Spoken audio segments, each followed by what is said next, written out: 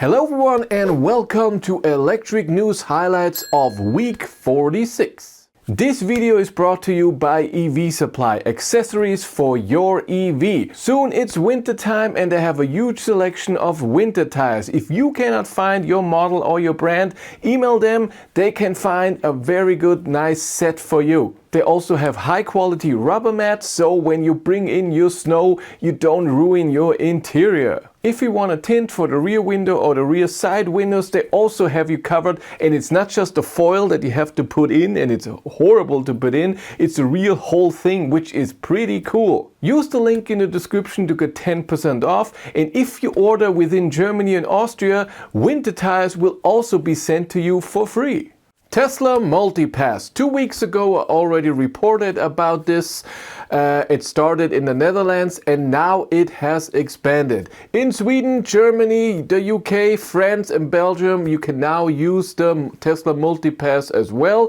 What is it? You can charge with your Tesla key card at other charging stations. The price you can see in your display of your Tesla. It's different for every network, sometimes even for every charger, so you have to check before.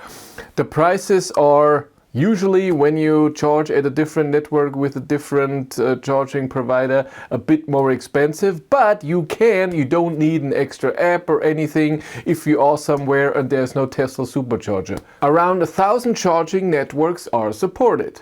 EnBW lowers prices. If you don't know EnBW, in Germany and Austria, they are the biggest charging provider in this country. They have the most stalls when it comes to high power chargers, more than Tesla, more than Ionity. I think the second is Aral Pulse. And they are, because they're the biggest in Germany, of course have something to do with the prices. And from December 1st on, they are lowering the prices. Only by 3 cents, that's not gigantic, but still it's a sign that it's going down. It most likely has to do with the special incentives, CO2 incentives in 2026, where because they are providing chargers, they get a bit of CO2 incentives, and this they can put then on the price, and that's why 3 cents cheaper. But that's not all. Also the base price, if you get to the more cheaper version, so if you buy monthly a package and then you can charge cheaper, one is getting way cheaper, the most one where you still pay 39 cents per kilowatt hour, but the monthly price goes down from 17.99 to 11.99. By coincidence, this is the same price that what Tesla wants if you are a premium member, and Ionity. Kia EV4 maybe not for the United States. The EV4 was planned to be a competitor to the Tesla Model 3 in the United States, but now because of tariffs and other things that are going on in the United States, Kia has stopped the plans to put the Kia EV4 into the United States. It's indefinitely so far, so it's maybe not happening, which is very sad. It looks like a very, very interesting car. It looks like it's gonna be consumption-wise pretty good. It's not an 800 volt battery system, it's 400 volt, but also affordable. So very sad for the United States or North America. But the European market is still getting it, and I can't wait to test the car. Kia so far said they don't have a press car for me to test. Let's stay with Kia. The PB5 has driven 700 kilometers on one charge. It wasn't a range test or anything special. This was the cargo version and also filled up with stuff. 665 kilograms of stuff was in the back, and they did in Germany, in Frankfurt, they did normal, what they think is normal delivery routes if you have this cargo version and you use it for a business. And with the 71 kilowatt hour version, they achieved in 22.5 hours 693 kilometers, which is pretty good when you consider that they have a lot of stuff in there. But of course, I'm pretty sure when they did the delivery drive, they took stuff out. The 660 kilograms were in there, which is, by the way, the most that you can put in, was taken out step by step, I'm pretty sure. But still, very good. They even got a Guinness World Record for that. German EV deliveries in October 2025. On number 1 is the Skoda Elroq with the most delivered cars in October. That is amazing. All over in October, over 52,000 EVs were delivered, and that's 21% of this month. The rest was then hybrid, diesel and gasoline, but EVs 21%, that's really amazing. That's also 48% more than last year's October. So cool. Under the first 10 cars, there are 7 cars that are from the MEB platform. The Tesla Model Y is not under the first 10. In 2025, altogether, the most delivered cars so far was the Volkswagen ID.7, followed by the ID.3 and the ID.4/5. New Renault Twingo EV. I've driven the previous version and I stranded because the battery just went out without warning. That was awesome on the highway.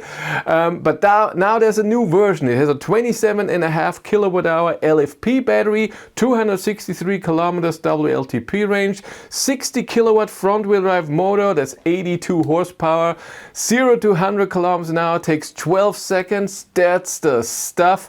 Can charge only with AC and only 11 kilowatt.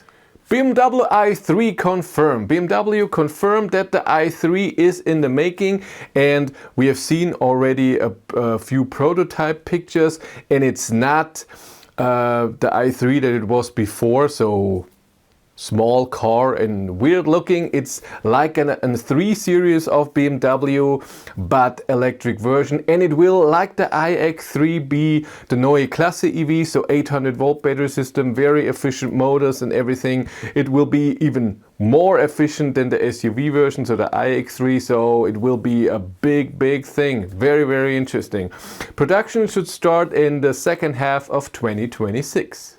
Volkswagen shows ads in their screens. I experienced this myself in the ID.4 GTX that I had 2 weeks ago. I did my long distance test and I was, I think, at low state of charge, 15% or something. And then I got an advertising if I don't want to charge at Kaufland, which is a grocery store, and they also have chargers there, but usually only 50 kilowatt chargers, so nothing special. And I was okay, I just said no, and then I read the article that this happens now more often. It had ID software 5.4 on the car that I have right now, the ID.4 Pro. I didn't have that yet, but I also did not do my long distance test yet. And you can turn this off, so you can tell Volkswagen you don't want that anymore. I don't know how and where, but it's a bit, again, weird. And for charging, you can be okay, that's okay, but other people have seen advertising for a coffee on sale at a grocery store, and that's just a no-go. No, you can't do that. That's weird. A bit of news about the channel. Like I said, right now I have the ID.5 Pro and I had the GTX 2 weeks ago, so I compare them a bit when it comes to range, long distance driving, and what it feels like to drive, especially since this car now has 19-inch winter tires on and the GTX had 21-inch summer tires on. It's a big difference. And then next Tuesday I will get the Volvo EX30 cross-country twin motor performance ultra, what it's called. So I'm excited about that, to see how this car is. If you want to follow me on Instagram, BatteryLife1, and if you want to support the channel, there's a Patreon link in the description below. And here on YouTube there's also channel membership. And if you want to know what's happening behind the scenes, I have a third YouTube channel, Behind the Battery. But that's it for me. Thank you much for watching. Have a great day and take care. Bye.